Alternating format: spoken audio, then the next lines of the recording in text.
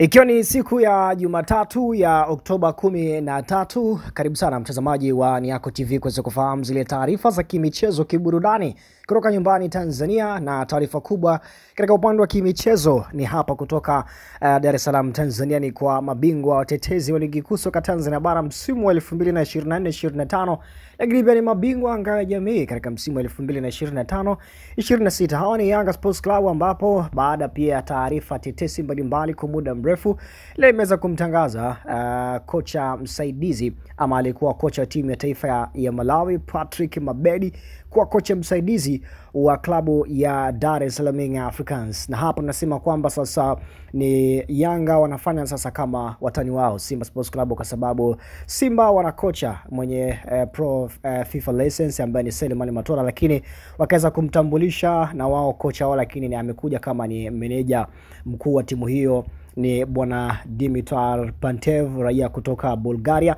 Na kwa Young Africans nao wameweza kumleta msaidizi, lakini huyu anakuwa kama anakaimu nafasi kama ya meneja wa timu wa kikosi hicho cha Orange Yanga Sports Club. Lakini pia watu wengi wameweza kutoa mtazamo wao baada ya kutambulisha kwa kocha huyu ambaye alikuwa ni kocha wa timu ya taifa ya Malawi, na baada pia muda mrefu tetesi, na kama ilivyoripotiwa hapo siku za juzi kwamba Romain Folz ataletewa kocha msaidizi.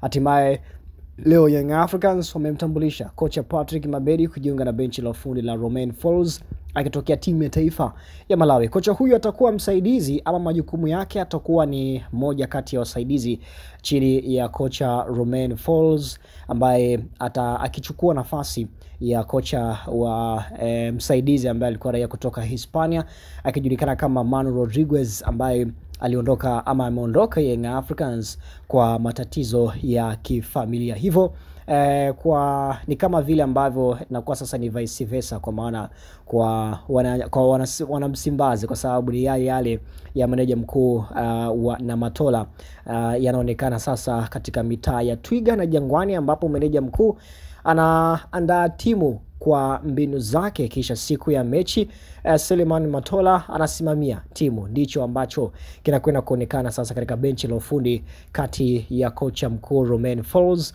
na Patrick Mabedi, kocha huyu wa timu ya taifa ya Malawi. Lakini binafsi Young Africans wameongeza kocha huyu mkubwa kwenye benchi lao la ufundi, ambaye atakwenda kutransform kila kitu, kuanzia aina ya uchezaji wa timu, performance za wachezaji na man management, lakini pia hata Folz atasimamia timu siku ya mechi. Huu ni mtazamo kwa kile ambacho kinaendelea, ama kama ambavyo Simba wamemtangaza Dimitar Pantev kuwa meneja mkuu wa kikosi cha wekundu wa Msimbazi ni Simba Sports Club. Yapi maoni yako baada ya kocha huyu kutambulishwa?